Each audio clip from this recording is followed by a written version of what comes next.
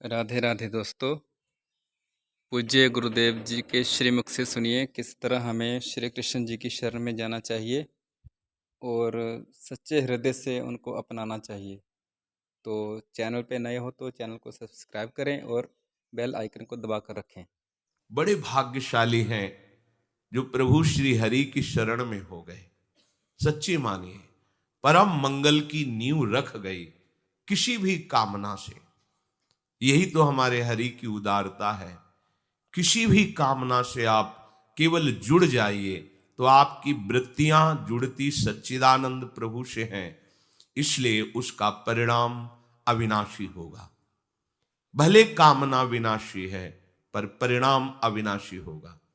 तो सब भगवान की शरण इसलिए नहीं हो पाते,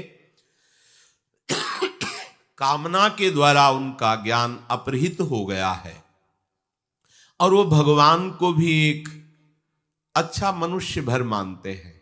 हाँ, थोड़ा सा बलशाली, थोड़ा सा बुद्धिमान, ये नहीं जान पाते कि ईश्वरों के ईश्वर है। भला कोई बलशाली व्यक्ति ऐसा कैसे कर सकता है?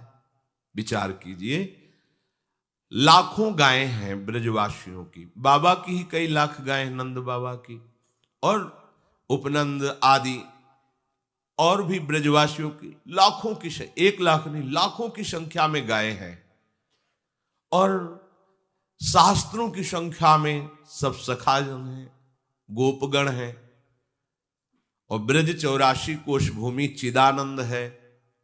प्राकृतिक भूमि 84 कोश नापेंगे तो उतनी ही होगी और चिदानंद भूमि में एक थोड़ी सी जगह में अरबों गायें इकट्ठा हो सकती हैं। ये चिदानंद भूमि का प्रभाव होता है, ये बुद्धिगत नहीं है।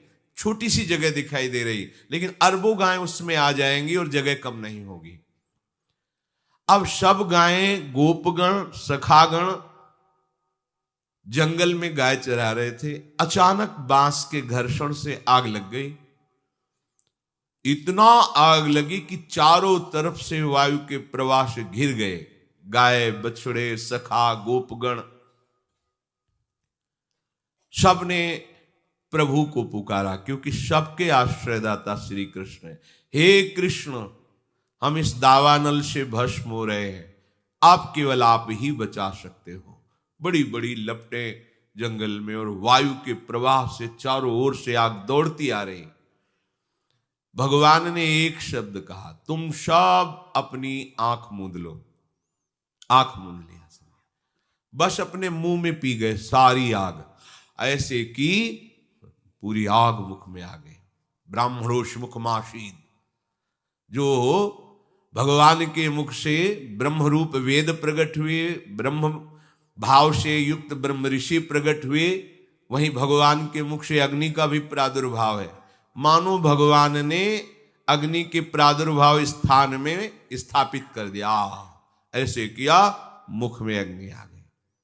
ये कोई व्यक्ति कर सकता है? भगवान अग्निदेव प्रचंड रूप दावानल के रूप में है और एक क्षण में 9 किशोर अवस्था वाले प्रभु श्री कृष्ण उस अग्नि को पी गए। देखा कि शांत एकदम अग्नि, सब सखागण।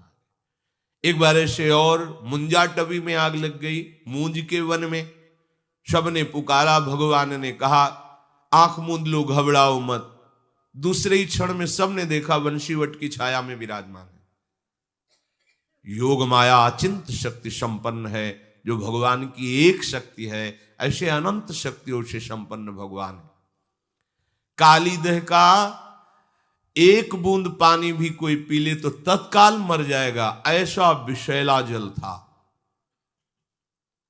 बहुत बलशाली कालिया नाग अपने परिवार सहित रहता था। भगवान ने देखा कि प्यास से पीड़ित होकर के गोपगण और गौवें, बछड़े सब जल पिए मर गए। जल का ऐसा प्रभाव विषैला था। इतना वर्णन है कि ऊपर से अगर पक्षी निकल जाए तो मरकर नीचे गिर जाता था। ऐसी विषैली धूम निकलती थी कालीदह से, क्योंकि कालिया नाग बहुत बड़ा विषधारी था। गरुड़ से टक्कर लेने की सामर्थ्य रखता था, पर उनके पंखों के प्रहार से भागकर यहां आया था और जानता था कि यहां गरुड़ का प्रवेश नहीं है। इसलिए काली देह में निश्चिंत होकर रहता था। यदि हमारे प्रभु मनुष्य हैं तो जरा देखिए, कूद गए काली देह में। एक बूंद पानी किसी भी व्यक्ति को मार सकता, चाहे जितना बलशाली हो, और जा करके सब इस लीला को जानते हैं, ललकारा कालिया को।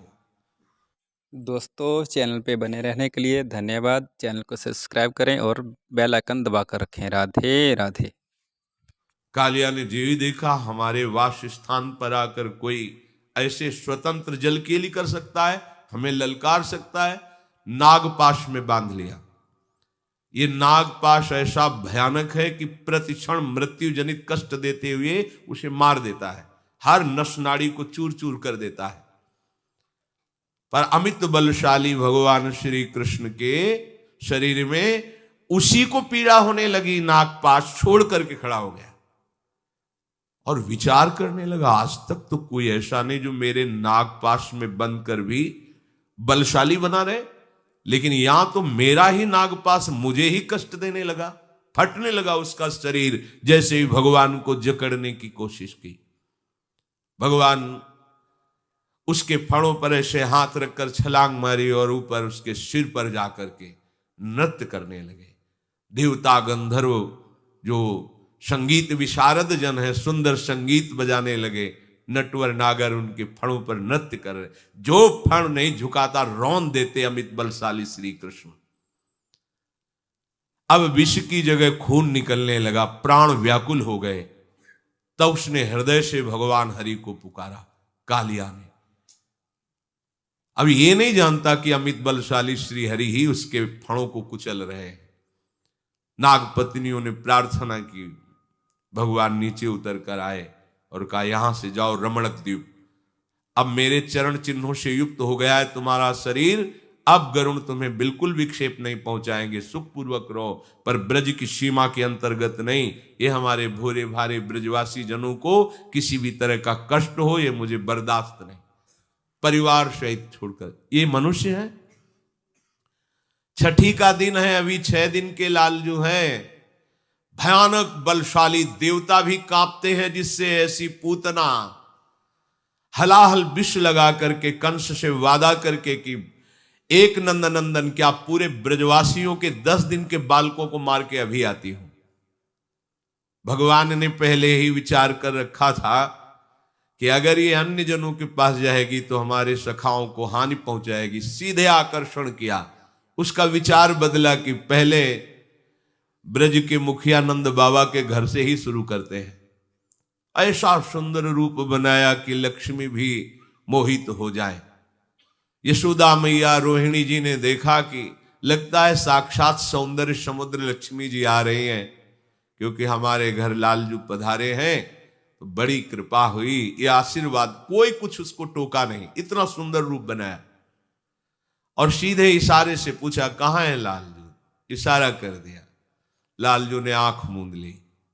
आज छठी का दिन है और हमें जहर पिलाने आ रही है। आंख मूंद ली प्रभु ने कि हमारी दृष्टि पड़ने पर कोई कुभाव वाला रह जाए, ऐसा तो नहीं। इसलिए दृष्टि को रोक लिया कि तू अपने भाव पूर्ण कर ले। आइए, प्रभु को गोद में उठाया और अपने भयानक हलाहल विष लगे हुए स्तनों को प्रभु के मुख में दे दिया। करुणा समुद्र है प्रभु, देखो आई है मारने।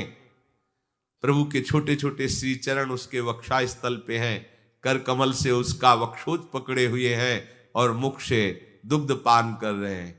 थोड़ी ही देर में आवेश में आए प्रभु और दुग्ध के साथ प्राण पीने लगे। अब तो वो सुंदर रूप छोड़कर भयानक रूप धारण करके चीखती, अरे छोड़ दे छोड़ दे, भागी। 6 कोस के वृक्षों को तोड़ती हुई भयानक पूतना मृत्यु को प्राप्त हुई। भगवान ने उसकी जीवात्मा को अपने धाम भेजा। ये मनुष्य है प्रभु।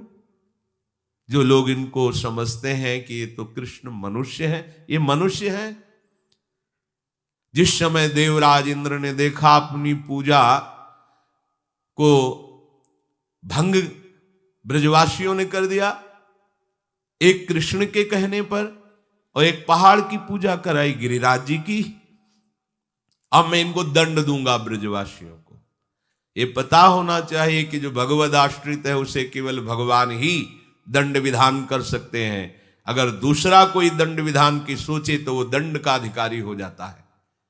भगवत दास को केवल भगवान ही सुधारने के लिए ऐसा विधान रच सकते हैं। त्रिभुवन में किसी की ताकत नहीं कि जो हरि आश्रित हो उसके ऊपर अपना दंड विधान लागू कर दे।